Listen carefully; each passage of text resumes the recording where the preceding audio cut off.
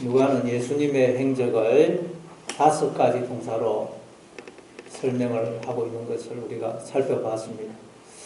그 5가지 동사는 행하셨고, 가르치셨고, 사도들을 택하셨고, 성령으로 명하셨고, 성천하셨다는 것입니다. 오늘 이 시간에는 성천하셨다라는 동사에 대해서 살펴보도록 하겠습니다. 예수님의 이 행적, 5개의 동사로 설명되는 예수님의 행적은 또한 예수님 안에 있는 우리의 행적이어야 된다고 말씀했습니다. 왜냐하면 이제 예수님이 우리 안에 성령으로 들어오셔서 우리를 통해서 일하시고 능력을 베푸시고 당신을 드러내시기 때문입니다. 즉 예수님이 이제 우리 안에 생명으로 주인으로 왕으로 들어오셔서 우리를 살고 계십니다. 따라서 우리도 성천을 해야 된다는 거예요. 성천. 우리도 다 성천을 해야 됩니다. 성천이란 말 그대로 하늘로 올라가는 것 아닙니까?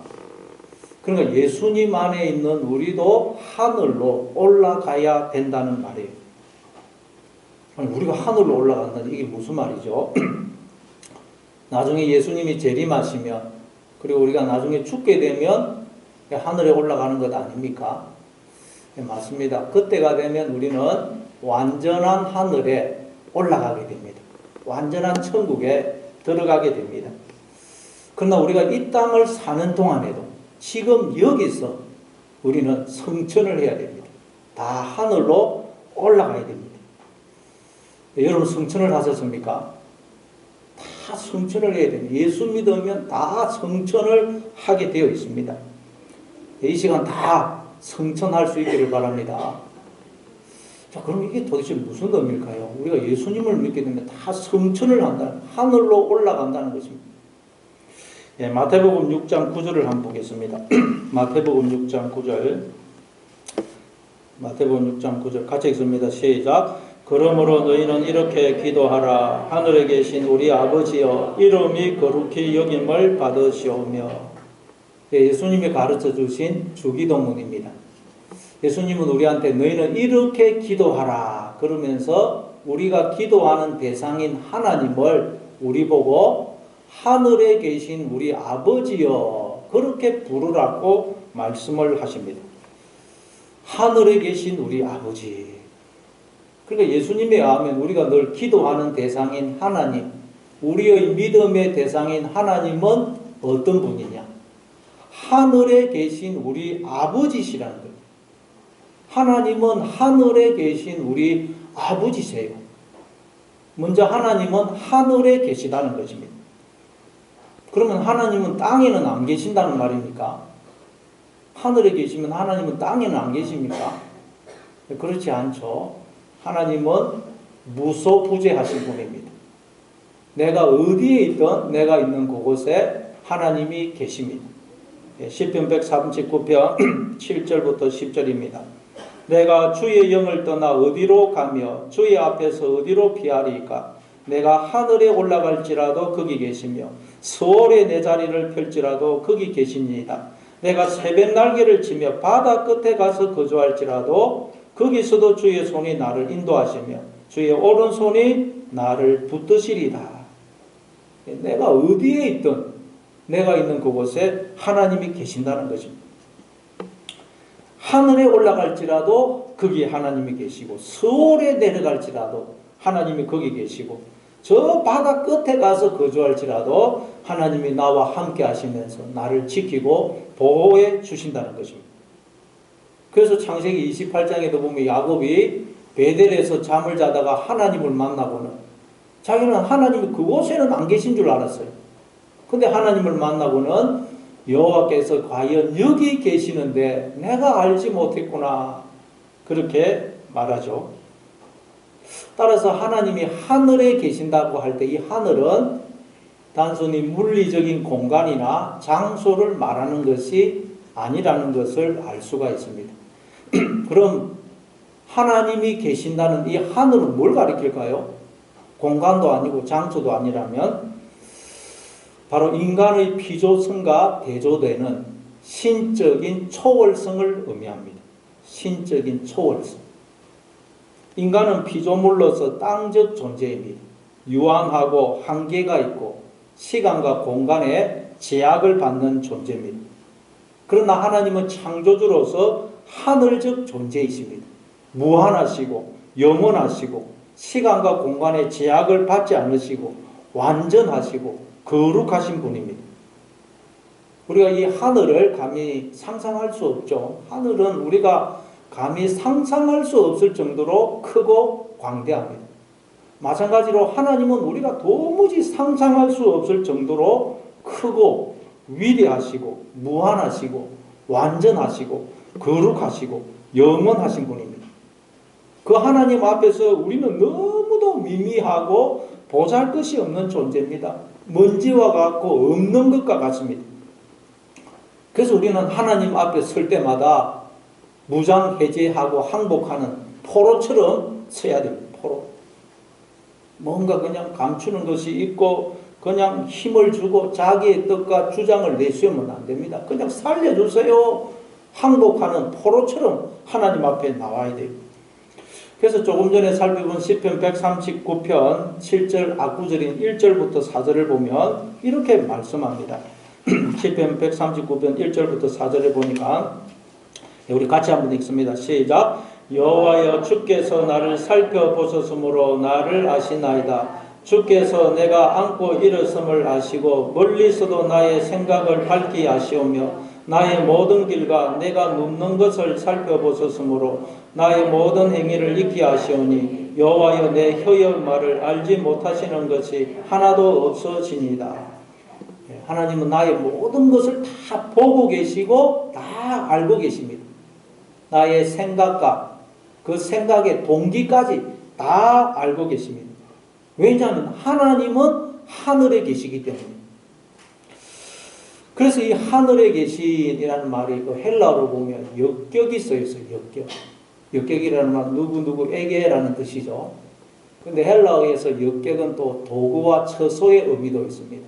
도구라는 말은 어로 그런 뜻인데, 그래서 이걸 또 하늘에 계신 우리 아버지, 이걸 하늘로 계신 우리 아버지, 이렇게 번역을 할 수도 있습니다.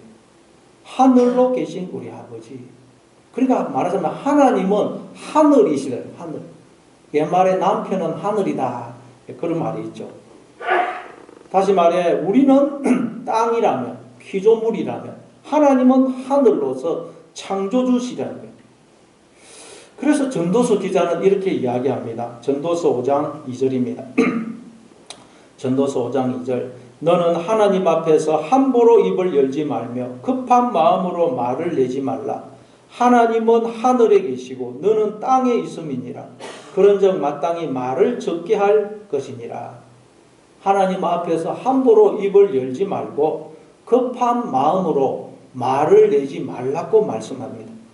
왜냐하면 하나님은 하늘에 계시고 우리는 땅에 있기 때문이라고 그래요. 즉 하나님은 하늘적 존재로 창조주이시지만 우리는 땅적 존재로 피조물이기 때문입니다. 하나님은 초월적 존재이시지만 우리는 피조물로서 너무도 작고 유한한 존재입니다. 따라서 우리는 하나님의 일하심과 뜻을 알지 못합니다. 그래서 함부로 입을 열면 안 된다는 것입니다. 자, 그런데 여기까지만 보면 하나님과 우리는 너무도 간격이 큽니다. 우리는 도무지 하나님 앞에 나갈 수가 없고 하나님은 우리가 가까이 하기에는 너무도 크고 위대하고 두려우신 분입니다. 그런데 예수님은 하나님을 우리 보고 어떻게 부르라고 그러세요? 하늘에 계신 우리 아버지여, 하늘에 계신 우리 아버지여 라고 부르라고 그랬습니다. 하나님은 하늘에 계십니다. 하늘적 존재로 창조주이십니다. 무한하시고 완전하시고 거룩하시고 영원하신 분입니다. 그런데 그분이 우리 아버지가 되신다는 거예요. 여러분, 하늘에 계신 하나님이 우리 아버지가 되신다는 거예요. 하나님이 우리 아버지라는 말은 무슨 뜻이에요? 우리를 낳으신 분이라는 거예요. 우리를 낳으신 분. 우리를 지으신 분이라는 거예요. 하나님 우리 아버지시라는 말은. 따라서 원래 우리도 하늘적 존재로 지음을 받았다는 말입니다. 그래서 창세기 2장 7절에 보니까 여호와 하나님이 땅의 흙으로 사람을 지으시고 그 코에 생기를 영을 불어넣으시니 사람이 생명이 되니라 그러죠. 원래 우리의 본질은 흙입니다. 아파르, 먼지입니다. 근데 하나님이 먼지인 우리 안에 당신의 영을, 생기를, 당신의 형상을, 당신의 DNA를 불어넣어서 우리를 하나님을 닮은 하나님의 자녀로 지으신 것입니다. 낳으신 거예요. 우리를 하늘적 존재로 지으셨다는 것입니다. 에베소서 1장 3절부터 5절입니다. 에베소서 1장 3절부터 5절 찬송하리로다 하나님 곧 우리 주 예수 그리스도의 아버지께서 그리스도 안에서 하늘에 속한 모든 신령한 복을 우리에게 주시되 곧 창세전에 그리스도 안에서 우리를 택하사 우리로 사랑 안에서 그 앞에 거룩하고 흠이 없게 하시려고 그 기쁘신 뜻대로 우리를 예정하사 예수 그리스도로 말미암아 자기의 아들들이 되게 하셨으니 하나님께서 하늘에 속한 모든 신령한 복을 주셔서 우리를 하나님의 아들들이 되게 하셨다는 것입니다. 이처럼 인간은 하나님의 자녀로 즉 하늘적 존재로 지음을 받았습니다. 하늘의 안전자로 지음을 받았다는 거예요. 너무도 고귀하고 존귀한 자로 지음을 받았습니다. 그랬더니 인간들이 스스로 하나님이 되려고 하나님에게서 독립을 하려고 하나님을 떠난 것입니다. 그게 여러분 선악과 사건입니다. 그랬더니 하늘이 되는 게 아니고 하늘에서 땅으로 저 소홀로 추락을 해버리더라. 땅적 존재가 되어버렸다는 것입니다. 이사야서 14장 12절부터 15절입니다. 이사야 14장 12절부터 15절 같이 읽습니다. 시작. 너 아침의 아들 계명성이여 어찌 그리 하늘에서 떨어졌으며 너 열국을 높은 자여 어찌 그리 땅에 지켰는고 내가 내 마음에 이르기를 내가 하늘에 올라 하나님의 뭇별 위에 내 자리를 높이리라. 내가 북극 지폐의 산 위에 앉으리라. 가장 높은 구름에 올라가 지극히 높은 이와 같아지리라 하는도다. 그러나 이제 내가 서울 그 구덩이 맨 밑에 떨어짐을 당하리로다. 이건 인간의 타락을 설명하는 것입니다. 하나님은 우리 인간을 하늘적 존재로 즉 너무도 존귀하고 고귀한 존재로 지었었습니다. 그랬더니 인간들이 교만해가지고 나는 하나님을 떠나서도 살 수 있다.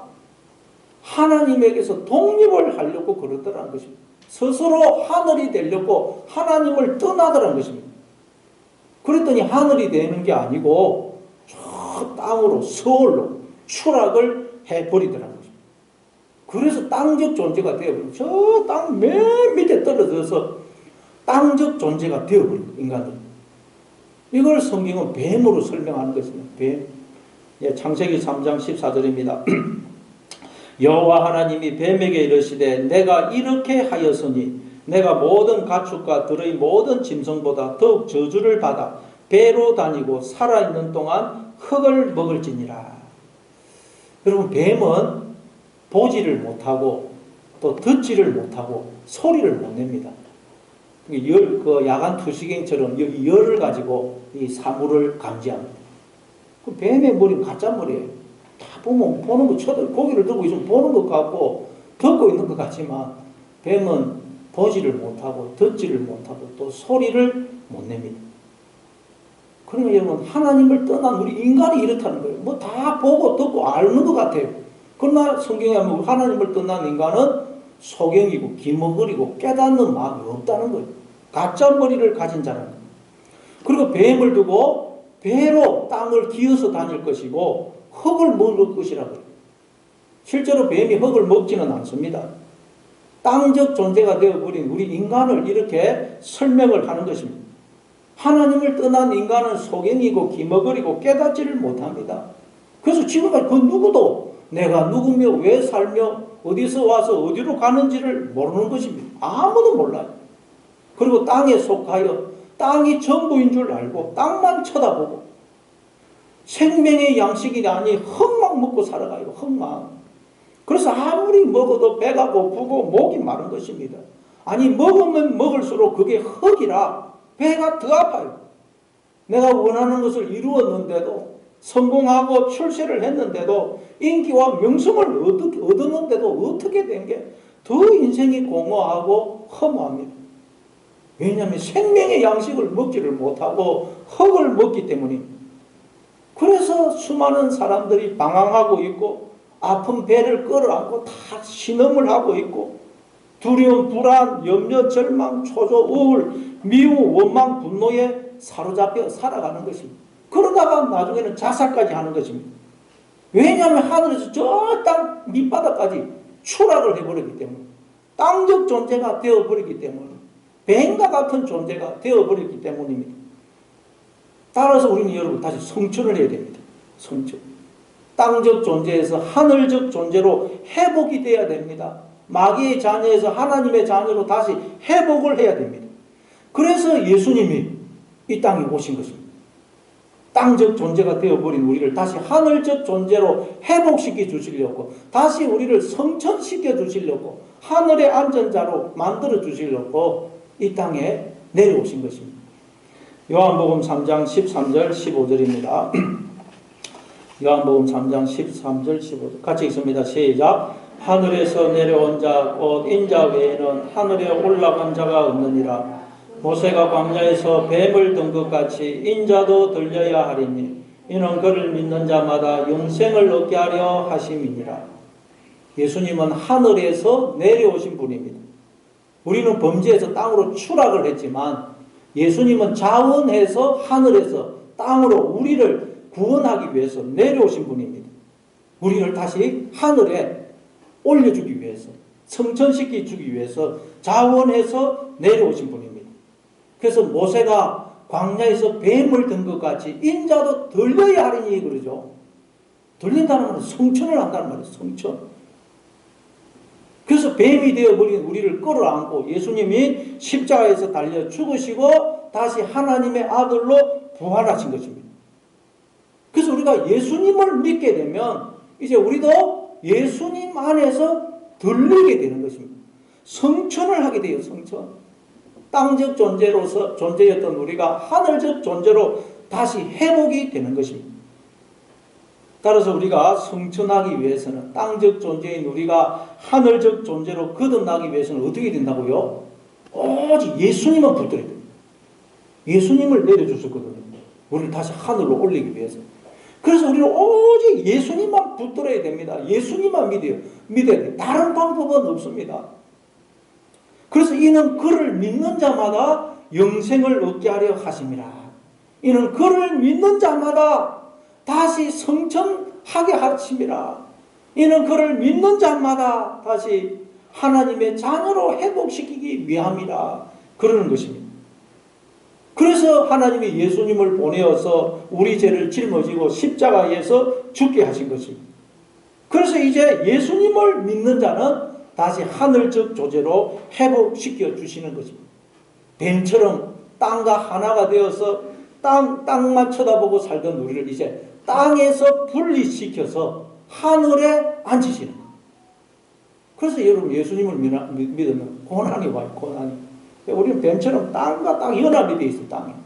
배로 뱀이 땅과 이렇게 기어다니듯이 우리는 땅과 연합이 되어 있고 그 땅이 전부인 줄 알고 그것만 쳐다보고 있으니까 거기서 분리를 시켜서 하늘에 앉으니까 땅과 분리되는 데서 오는 고통이 있습니다. 그래서 예수님을 믿으면 고난이 있어요.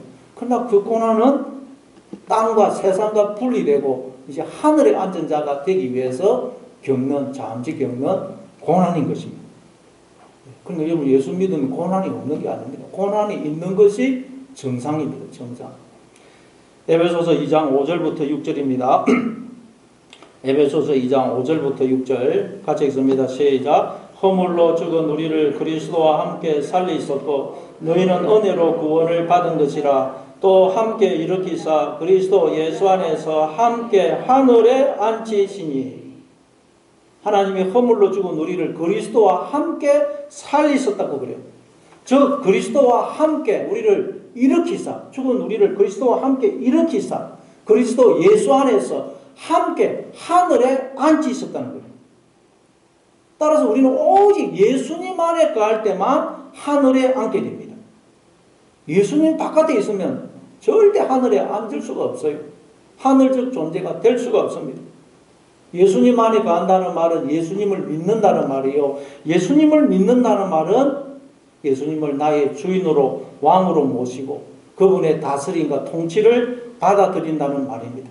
그래서 이제는 주인 대신 주님께 내 인생을 다 맡기고 주님께서 인도하시는 대로 주님과 함께 더불어 인생길을 걸어가는 걸 말합니다. 그때 우리는 예수님 안에서 예수님 때문에 다시 성천을 해서 하늘적 존재로 회복이 되는 것입니다. 만약 우리가 예수님을 바라보지 않으면, 예수님 안에 가지 않으면 우리는 그저씨 땅으로 추락을 해버려요. 땅적 존재가 되어버립니다. 뱀처럼 그냥 땅이 전부인 줄 알고 그것만 쳐다보고 살아가는 것입니다. 따라서 우리는 날마다 주님께 항복해야 됩니다. 왜냐하면 우리 속에는 아직도 뱀이 있어가지고 이 뱀이 나도 모르는 순간 머리를 치켜듭니다. 어느 순간 보면 내가 또 나의 주인이 되어 있어요. 그래서 우리가 신앙생활을 하다 와도 또 나도 모르는 사이 땅으로 추락을 해버려요. 땅적 존재가 되어버립니다. 우리가 그럴 때가 얼마나 많아요. 신앙생활을 하다 보면. 어느 순간 쭉 땅으로 추락을 해버려요. 그래서 기쁨과 감사를 잃어버리고 길을 잃고 방황하고 흙을 먹어서 배가 아파 고통할 때가 얼마나 많습니까? 왜냐하면 우리는 오직 예수님 안에 있을 때만 하늘적 존재가 될 수 있기 때문입니다. 주님에게서 한순간이라도 시선을 떼게 되면, 한순간이라도 주님을 붙든 손을 놓게 되면 우리는 추락을 해요. 추락. 에베소서 4장 8절부터 10절입니다. 에베소서 4장 8절부터 10절 우리 같이 읽습니다. 시작. 그러므로 이르기를 그가 위로 올라가실 때에 사로잡혔던 자들을 사로잡으시고 사람들에게 선물을 주셨다 하였도다. 올라가셨다 하였은즉 땅 아래 낮은 것으로 내리셨던 것이 아니면 무엇이냐. 내리셨던 그가 모든 하늘 위에 오르신 자니 이는 만물을 충만하게 하려 하심이라. 예수님은 땅으로 추락해 있는 우리를 다시 하늘로 올리시려고 하늘에서 내려오셨습니다. 그런데 어떤 자만 예수님이 다시 하늘로 올리셨다 그래요? 사로잡힌 자만. 주님께 항복하고 하나님 주님 항복합니다. 그러면서 주님께 포로로 완전히 사로잡힌 자만 예수님이 하늘로 데려오러 가시더라고요. 고집을 부리고 그냥 포로가 안 되면 이걸 못 끌고 가요. 우리는 주님께 완전히 포로가 돼요. 포로. 예수님이 자원해서 우리에게 사랑의 포로가 됐듯이 우리도 이제 하나님께 주님께 포로가 돼요. 그래서 완전히 예수님과 하나가 되어야 예수님 우리를 하늘로 다시 데려갑니다. 그러나 포로가 안 되면 자기 주장이 있고 고집이 있고 자기가 살아있으면 우리는 하늘로 예수님 못 데려갑니다. 그러니 여러분 내 고집, 내 뜻, 내 생각, 내 주장, 내 혈기를 다 버리고 주님 항복합니다. 내가 내 인생의 주인이 되어 인생을 살아보니 나는 땅적 존재로 살 수밖에 없다는 것을 알았습니다. 그러니 이제 주님께 내 인생을 다 맡겨오니 주님께서 제 인생을 책임져 주세요 하고 두 손 들고 나와야 됩니다. 완전히 항복해야 돼요.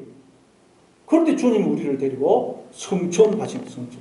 하늘에 앉히시는 것입니다. 주님께 항복하지 않으면 우리가 철저한 포로가 되지 않으면 여러분 성천을 못합니다. 빌립보서 3장 12절입니다. 빌립보서 3장 12절 같이 읽습니다. 시작. 내가 이미 얻었다 함도 아니요 온전히 이루었다 함도 아니라 오직 내가 그리스도 예수께 잡힌 바 된 그것을 잡으려고 달려가노라. 사도 바울은 그리스도 예수께 잡힌 바 된 그것, 오직 예수님께 온전히 항복한 상태, 예수님께 온전히 포로된 상태, 그걸 향하여 달려간다는 거예요. 여러분, 그러나 아담의 범죄 이후 인간은 끊임없이 내 인생은 내 거야, 내가 내 인생의 주인이야, 주체적 인간, 자율적 인간, 그러면서 하나님으로부터의 독립을 위해서 달려왔어요. 하나님으로부터 독립을 위해서 끊임없이 인간이 달려왔습니다. 그게 인류의 역사입니다. 그러나 우리가 보듯이 인간의 역사는 끊임없이 땅으로 추락을 해왔어요. 땅으로. 우리가 기쁨과 감사를 잃어버리고 방황하고 있고 영적인 잠을 자고 있는 것도 하나님을 떠남으로 땅으로 추락을 했기 때문입니다. 따라서 우리는 성천을 해야 됩니다. 성천. 물론 우리가 이 땅을 사는 동안에는 완전한 성천을 할 수가 없습니다. 이 땅을 사는 동안에는 우리가 육을 입고 있기 때문에 죄가 끊임없이 우리 가운데서 역사합니다. 죄가 하나님과 우리 사이를 가로막고 있어요. 그러니까 지금 우리 속에는 이 땅적 존재와 하늘적 존재가 지금 섞여 있습니다. 영적인 것과 육적인 것이 섞여 있습니다. 우리 속에는 주님도 계시지만 뱀도 마귀도 들어와 있어요. 성령의 소욕도 있지만 육체의 소욕도 있습니다. 마음의 법도 역사하지만 죄의 법도 역사합니다. 그래서 우리가 이 땅을 사는 동안에는 완전한 성천을 할 수가 없습니다. 그러나 이제 나중에 예수님이 재림하시면, 그리고 우리가 나중에 죽게 되면 우리는 완전한 성천, 완전한 천국에 들어가게 됩니다. 주님과의 완전한 연합이 이루어집니다. 그래서 여러분, 육체적 죽음은, 나중에 육체적 죽음은 우리 성도에게는 축복이에요, 축복. 태아가 그 자궁 속에, 엄마 자궁 속에서 그 웅크리고 있을 때는 그 엄마의 자궁이 전부라고 생각합니다. 거기가 너무 좋고. 그래서 그 자궁 속에서 세상으로 나올 때는 그 자기가 전부라고 생각했는데 그 자궁을 떠나려고 그러니까 두렵고 불안해가지고 우는 것입니다. 그러나 그 자궁에서 세상으로 나오면 상상하지도 못한 그런 엄청난 세계가 펼쳐져 있지 않습니까? 마찬가지로 우리 이 세상이 전부라고 생각하니까 이 세상을 떠나는 것이 두렵지만, 그러나 이 세상을 떠나게 되면 지금 우리로서는 상상할 수도 없는 엄청난 세계가 기다리고 있어요.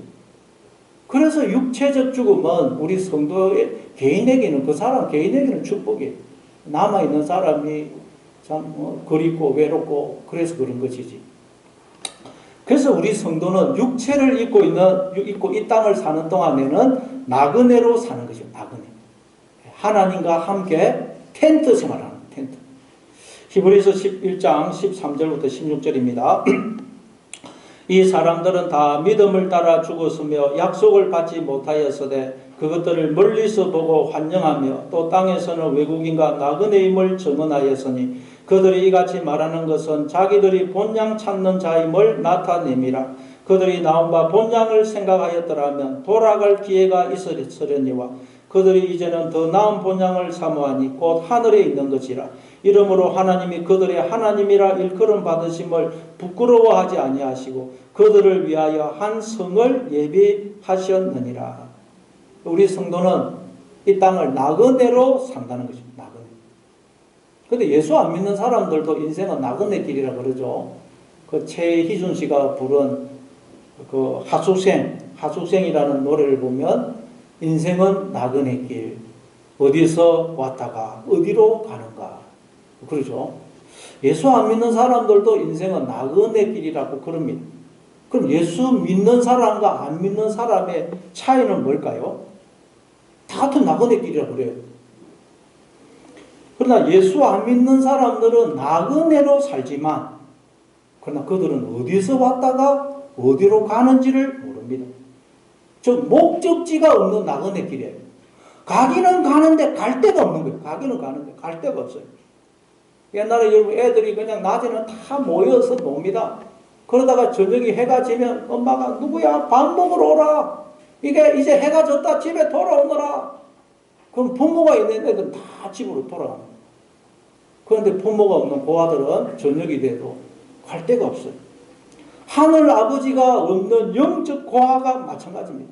나그네 길인데, 그래서 가기는 가야 되는데 갈 데가 없는 거예요. 갈 데. 이게 하나님을 떠난 인간들의 실상입니다. 그리고 홀로 가는 나그네 길. 홀로 가는 나그네 길. 그리고 갈 데가 없고. 그러니 얼마나 참 불쌍하고 안타깝고 가련합니까? 그러나 여러분, 우리는 분명한 목적지가 있는 아버지 집을 향한 본향을 향해 가는 나그네 길이에요. 나그네 길이지만 목적이 있는 나그네 길입니다. 그리고 우리는 혼자가 아니고 하나님이 함께 하십니다.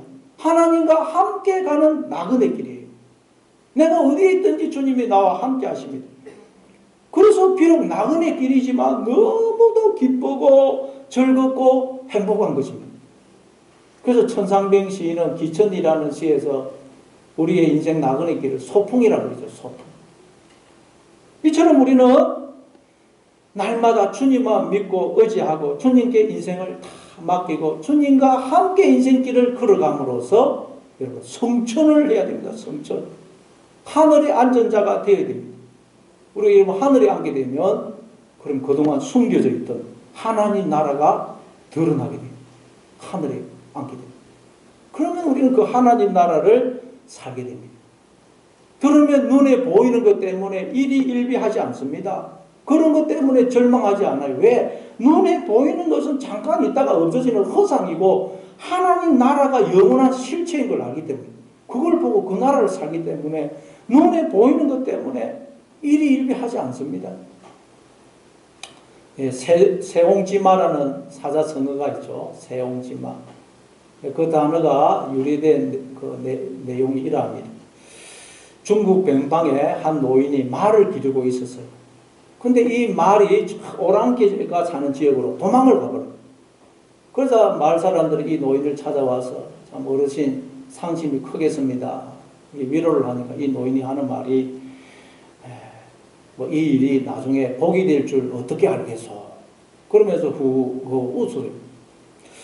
그래서 정말 몇 달 뒤에 도망갔던 그 말이 더 좋은 말을 데리고 돌아왔어요. 그래서 마을 사람들이 또 이 노인을 찾아와가지고는 정말 어르신의 생각이 맞네요. 경사가 났네요. 그래서. 근데 또 노인은 기뻐하지 않고 이렇게 말합니다. 이게 화가 될지 또 어떻게 알겠소. 그래서 얼마 뒤에 말타기를 좋아하는 아들이 그 좋은 말을 타고 막 달리다가 떨어져서 다리가 부러지게 됩니다. 그래서 또 동네 사람들이 찾아와가지고 그 말 때문에 정말 불행한 일이 벌어졌네요. 그렇게 말합니다. 그래서 또 노인은 크게 요동을 하지 않고 이게 좋은 일이 될지 또 어떻게 알겠소. 그런 반응을 보입니다. 그랬는데 1년 뒤에 오랑캐가 침략해서 마을의 모든 젊은이들은 전쟁터에 끌려가서 죽임을 당했지만 아들은 다리가 부러지는 바람에 전쟁터에 안 끌려가서 살게 됩니다. 이게 세옹지마, 인생 세옹지마라는 말에 담긴 이야기입니다. 여러분, 시야가 좁은 사람은 눈앞에서 일어나는 그때그때의 현실적인 현상밖에 못 봅니다. 그것 때문에 막 좋아했다가 또 그것 때문에 슬퍼했다가 그러는 것입니다. 근데 그 변방에 사는 노인은 멀리 보는 눈을 가지고 있어서 눈앞의 일로 일희일비하지 않은 거예요. 여러분, 우리 예수 믿는 사람은 이래야 돼요. 아니, 우리 예수 믿는 사람은 이 정도가 아니에요. 우리는 이제 잠시 있다가 없어질 눈에 보이는 것이 아닌 영원한 실체인 하나님의 세계를 바라보고 그 하나님의 세계를 사는 사람들이에요. 우리가 주목하는 것은 보이는 것이 아니요 보이지 않는 것이니 보이는 것은 잠깐이요 보이지 않는 것은 영원함이니라. 그렇죠? 여러분, 날마다 주님만 믿고 의지하심으로 성천하여 보이는 것이 아닌 보이지 않는 영원한 실체인 하나님 나라를 보고 하나님 나라를 사는 여러분 되시기를 바랍니다. 뿐만 아니라 여러분 이 주변에 예수님을 알지 못하는 사람은 다 지금 서울 맨 밑바닥에 떨어져서 뱀처럼 살고 있어요. 땅이 전부인 줄 알고 땅만 쳐다보고 흙을 먹고 괴로워하고 살고 있습니다. 그들에게 우리도 예수님처럼 내려가서 예수님을 알게 해서 그들도 성천을 하게 해줘야 됩니다. 예수님 외에는 답이 없습니다. 1990년 중반에 있었던 여러분 그 지존파, 그 지존파를 다 기억하실 것입니다. 당시 20대 초중반에 젊은이 6명이 폭력 조직을 결성을 했는데 그들의 그 극악 무도한 범죄로 인해서 온 그냥 나라가 발칵 뒤집혔죠. 그들은 돈 많은 자를 정오한다. 각자 10억 원을 모을 때까지 살인을 계속한다. 배신자는 죽인다. 와 같은 끔찍한 행동 강령까지 만들어 도저히 인간으로서는 할 수 없는 짓들을 저지르다가 결국 붙잡혔어요. 검거된 후에도 반성은커녕 더 죽이지 못한 게 억울하다. 인간이기를 포기하기 위해서 인육을 먹었다. 그런 발언을 해가지고 전 국민을 경악하게 했습니다. 또 그 조직위원 중에 한 명은 엄마를 내 손으로 못 죽여서 한이 맺힌다 라는 말까지 했습니다. 그들이 근거되어 감옥에 들어갔는데 얼마나 거친지 처음에는 간수들조차 그들을 통제할 수 없었다고 그래요. 근데 나중에 그 범죄 심리학을 공부하는 분들이 그분들의 그 조직원들의 그 가족사를 살펴보니까 그들이 다 불우한 어린 시절을 보냈다는 것입니다. 아버지의 폭력, 어머니의 가출, 율령녀가 되어버린 누나 등 불우한 가정 환경 속에서 어린 시절부터 너무나 많은 거절감의 상처를 받고 자랐다. 그래서 그렇게 되어버린 것입니다. 근데 놀랍게도 그들이 여러분 감옥 안에서 복음을 듣고 나중에 다 변합니다. 놀랍게도 그렇게 거칠던 그들이 감옥 안에서 나중에 순한 양처럼 변해요. 그들에게 복음을 전한 분들이 몇 분 있었어요. 처음에는 막 전혀 시도 안 먹혔는데 끝까지 그리스도의 사랑으로 그들을 감사하고 복음을 전했더니 그들이 복음을 받아들이고 완전히 나중에는 순한 양처럼 됩니다. 그 조직원 중에 한 명인 김현양이가 자기에게 복음을 전해준 집사님에게 편지를 보냈는데 그 편지가 내용이 이러합니다. 지난날 사회를 어지럽히던 살인자 김현양이 예수님의 종이 되었다고 전해주세요. 그리고 이 세상이 서로를 존중하며 아껴주는 마음을 가지고 사랑을 베푼다면 저 같은 죄인은 다시 태어나지 않을 것이라고 잊지 말고 전해주세요. 선생님이 나눠주신 사랑을 어떻게 갚아야 할지 모르겠습니다. 그저 조금 남은 생애이지만 제가 할 수 있는 사랑을 베풀면서 살아야겠지요. 선생님 고맙습니다. 그리고 사랑합니다. 인간이기를 포기하기 위해서 인류까지 먹었던 사람들이 어떻게 이렇게 변할 수가 있을까요? 예수님을 만나니까 이들이 변하더라는 거예요. 땅으로 추락한 그들이 예수님을 만나니까 하늘로 성천을 해서 하늘적 존재가 되더라는 것입니다. 그들은 복음을 듣고 변화한 후에 안타까워하면서 이 좋은 것을 왜 이제야 전해주느냐고 원망스럽게 말을 했다고 그래요. 그러면서 나는 이제 예수 믿고 변화되었지만 그러나 끔찍한 짓을 저질렀기에 죽어야 된다고, 죄값을 치러야 된다고 그랬다는 것입니다. 정말 땅적 존재가 하늘적 존재로 변한 것입니다. 성천한 것입니다. 하늘에 앉은 자가 된 것입니다. 여러분, 이처럼 누구든지 주님을 만나기만 하면 모든 상처가 치유되고 회복이 됩니다. 성천을 하게 돼요. 땅적 존재가 하늘적 존재로 회복이 됩니다. 하나님 나라를 살게 되는 것입니다. 그래서 다윗은 여호와가 나의 목자이시니 내가 부족함이 없습니다 고백한 거예요. 학자들은 이때 이 다윗은 이 시를 솔로 사울왕에게 쫓겨다닐 때 지은 시로 많은 분들이 보고 있어요. 부족한 것이 얼마나 많겠어요. 그러나 다윗은 그 하나님께 인생을 맡기고 하나님과 더불어 인생을 살았기에 부족함이 없습니다 고백한 것입니다. 여러분, 그러니 우리가 예수님을 석관적으로만 예수님을 믿지 마시고 간절한 마음으로 주님을 찾고 주님을 붙드시기 바랍니다. 주님을 믿고 전적으로 의지하시기 바랍니다. 모든 인생의 무거운 짐을, 염려를 주님께 다 맡기시기 바랍니다. 주님 앞에 완전히 포로가 되시기 바랍니다. 그래서 주님이 가자 그러면 가고 서라 그러면 서고 포로가 되시기를 바랍니다. 그래서 날마다 성천하여 하늘에 앉은 자로 살아갈 뿐만 아니라 지금 서울에 떨어져 있는 그런 수많은 사람들에게 예수님을 전해서 그들도 성천해서 하늘에 앉은 자로 하나님의 자녀로 살아가게 만드시는 여러분 다 될 수 있기를 바랍니다.